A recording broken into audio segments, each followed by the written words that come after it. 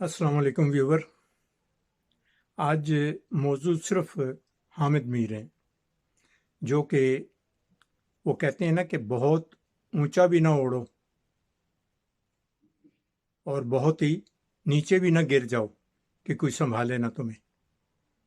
اور یہی حال حامد میر کا ہوا کہ وہ اتنا اوور ہو گیا اب اس ٹائم کہ اسے یہ نہیں سمجھ آ رہی کہ میری اڑان کی حد کہاں تک ہے اور میں کیا کر رہا ہوں. دیکھیں، آپ اس کو اس مد نظر رکھیں اس بات کو کہ اس کی بات سے کم بین الاقوامی میڈیا جو ہے وہ بات کو اچکتا ہے اور وہ پاکستان اس کا باعث بنتا ہے. پاکستان کی بدنامی ہوتی ہے. اگر یہ اینکر اچھا ہے، صحافی اچھا ہے، سب کچھ اچھا ہے، جو بھی کچھ ہے، تو اسے کم سے کم اپنے ملک کا خیال رکھنا چاہیے جہاں پہ اس کی اولاد بھی پل رہی ہے اور یہ خود بھی یہیں پہ پلا ہے. آج اگر اسے اپنے ملک کی عزت کا کوئی رکھ رکھاؤ یا خیال نہیں ہے تو یہ پھر کسی اور کے بارے میں کیا اس کی عزت کیا برقرار رکھے گا، یا اس کے بارے میں یہ کیا رائے رکھے گا کہ اس کی عزت ہونی چاہیے یا نہیں.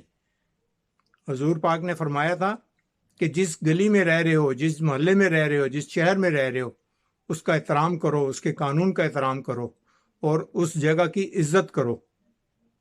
تو یہ آپ اگر اسی چیز کو صرف مد نظر رکھ کے کریں تو یہ کوئی طریقہ کار نہیں ہے. آپ کو لکھنے پہ کوئی پابندی نہیں ہے، بولنے پہ کوئی پابندی نہیں ہے. آپ بولتے رہیں اور بولیں، اس سے بھی زیادہ زور سے بولیں. کوئی آپ کو روک تو نہیں رہا تھا. جو سننا چاہتے ہیں وہ سن رہے ہیں.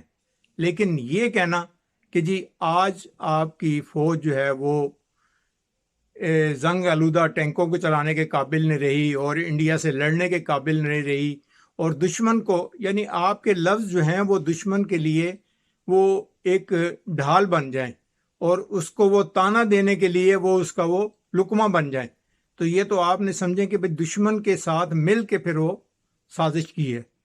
تو میں نے پہلے بھی ایک دفعہ کہا تھا کہ فوج کو ایسا نہ کریں کہ یہ فوج آپ کا دفاع کرنے کے بجائے اپنا ہی صرف دفاع کر سکے. اور آپ کا دفاع کون کرے گا؟ کیا انڈین فوج آ کے آپ کا دفاع کرے گی یا افغانستان کی فوج آپ کے آ کے دفاع کرے گی؟ یہ چیز نہیں ہونی چاہیے. ہمیشہ جس آپ عراق کے حالات دیکھ لیں، وہاں پہ فوج کیسے بھاگ گئی تھی. لیبیا کی فوج دیکھ لیں، کہاں پتہ لگا ان کا، پتہ ہی نہیں لگا کہ وہ کس دنیا میں رہ رہے ہیں کس میں نہیں. آج وہ دنیا میں ذلیل اور رسوا ہو رہے ہیں. شامی دیکھ لیں، آپ شام کے لوگوں کو دیکھ لیں. جن جن لوگوں نے اپنی فوج کی قدر نہیں کی وہ لوگ دنیا میں ہی رسوا ہو رہے ہیں اور سامنے نظر آ رہے ہیں یہ رسوا ہوتے ہوئے. اب آپ کو یاد ہوگا کہ حامد میر ایک دفعہ آصف غفور ISPR کی پریس کانفرنس میں وہ شریک تھے اور وہ وہاں پر تقریباً نہ بولنے کے برابر وہاں پہ بیٹھے رہے، چپ بیٹھے رہے. کتنے دیر تک جو وہ سوال و جواب ہوتے رہے. آخر ایک ہی سوال کیا کہ ہم نواز شریف کو بھی ٹی وی پہ کیوں نہیں لا سکتے. تو آصف غفور نے جو جواب دیا تھا وہ بڑا معقول تھا کہ وہ اس قابل اپنے آپ کو بنا لیں تو پھر وہ بھی ٹی وی پہ آ جائیں، ہمیں کوئی اعتراض نہیں ہے. تو وہ اپنی بات کا اس نے کوئی آج تک مطالبہ نہیں کیا تھا وہاں پہ کہ مجھے گولی کس نے ماری اور کیوں ماری، جبکہ آرمی نے اسے بتا بھی دیا تھا. جبکہ اس کے بھائی نے الزام لگایا تھا اظہر الاسلام پر کہ اظہر الاسلام جو ہے وہ اس ٹائم ملوث ہے اور جیو پہ 8 گھنٹے تک اس کا واویلا ہوتا رہا کہ جی حامد میر پر گولیاں چل گئی ہیں، ISI نے چلائی ہیں، اظہر الاسلام اس کے ذمہ دار ہیں. جبکہ حامد میر نے اپنے منہ سے کوئی ایک لفظ نہیں بولا. اور جب وہ آصف غفور صاحب کی پریس کانفرنس ہوئی تھی ISPR کی، وہاں پہ تیسرے صحافی نے حوالہ دیا کہ دیکھیں جی حامد میر پر بھی تو گولیاں چلی تھیں. تو انہوں نے کہا تھا ٹھیک ہے، آپ حامد میر سے پوچھ لیں کہ بھئی یہ کس نے چلائی تھی، یہ آج یہ اقرار کر لیں اس بات کا اور کوئی اس کی FIR کٹوا لیں تو ہم تحقیق کرنا شروع کر دیں گے.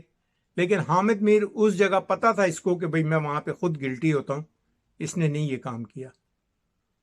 اور بہت سی ایسی باتیں ہیں جو حامد میر کے بارے میں عیاں ہو رہی ہیں اور ہونی شروع ہو گئی ہیں، کیونکہ یہ اپنے آپ کو تو سمجھ رہا تھا کہ میں سینئر صحافی ہوں تو میرے متعلق کوئی رائے نہیں دے گا. اب لوگوں نے رائے دینا شروع ہو گئی ہے. اور جو اسے آج جیو سے نکالا گیا ہے وہ حامد میر کو نہیں نکالا. انہوں نے ایک کیپٹل جو پروگرام ہے کیپٹل ٹاک شو اس میں سے اس کو نکالا ہے کیونکہ اس کی ریٹنگ نہیں آ رہی تھی. میر خلیل الرحمان جو ہے وہ بزنس مین ہے، وہ کوئی صحافی نہیں ہے، کوئی چیف ایڈیٹر نہیں ہے، کوئی وہ ٹی وی چینل کو چلانے والا ہے. وہ خود کہتا ہے کہ میرا تو بھائی بزنس ہے، مجھے تو جو بزنس لا کے دے گا میں اس کے ساتھ ہوں. اب حامد میر کا کیونکہ پروگرام اتنا ڈاؤن ہو گیا تھا کہ اب وہ اس کی ریٹنگ وہ چیز نہیں آ رہی تھی، تو وہ تو آج سے کچھ عرصہ پہلے بھی سوچ رہے تھے کہ اس کی جگہ کس کو لایا جائے. تو ابھی سننے میں آیا ہے کہ وہ جو نجم سیٹھی کی چڑیا تھی اس کو لایا جا رہا ہے. اب وہ اس پروگرام کو جو ہے چلائیں گے اور وہاں سے سٹارٹ لیں گے. لیکن حامد میر کو انہوں نے دھکا دینا تھا، کل دینا تھا، آج دینا تھا، اب دے ہی دیا ہے. اب حامد میر جو ہے وہ اب اپنا آپ دکھائے کہ وہ کہاں کھڑا ہوگا اور کس جگہ کھڑا ہوگا. بہرحال مجھے سمجھ نہیں آ رہی کہ بھئی حامد میر نے اپنے پاؤں پہ کیوں کلہاڑی ماری ہے اور ملک دشمن اپنے آپ کو کیوں کہلوایا ہے. وآخر دعوانا الحمدللہ رب العالمین. السلام علیکم ورحمۃ اللہ وبرکاتہ. 31 مئی 2021. ایک تو جو کل عائشہ لڑکی جس نے پرائم منسٹر کو کال کی تھی کہ بھئی میرے گھر پہ قبضہ ہو گیا ہے، اور اس پہ جو اس کا فریاد تھی وہ بہت جلدی سنی بھی گئی اور اس پہ عمل بھی ہو چکا ہے. اس کا عمل کا پیریڈ یہ ہوا کہ ایک تو اس کے پیسے اسے مل گئے اور دوسرا اس کی داد رسی ہو گئی کہ جو اس نے کہا تھا کہ میرے گھر کی انہوں نے توڑ پھوڑ کی ہے اس کے بھی مجھے پیمنٹ دیں، اور میرے کچھ لینے دینے جو تھے وہ بھی تقریباً 5 لاکھ کے قریب اس کا معاوضہ بنتا تھا. ایک تو اس نے عمر شیخ کا شکریہ ادا کیا اور ڈوگر صاحب کا بھی شکریہ ادا کیا کہ انہوں نے میرے ساتھ بڑی اچھی ہیلپ کی، میری مدد کی. لیکن کیونکہ جو قبضہ کرنے والا تھا وہ کیونکہ ایس پی کا بھائی تھا، اس لیے اس نے اس کو بھی جو ہے ملوث کیا، اور اب وہ یہ ہے کہ اس کے بھائی نے وہ ساری کارروائی بیچ میں پڑھ کے اور اس کی پیمنٹ بھی کروا دی ہے اور اس کا حق بھی مل گیا ہے.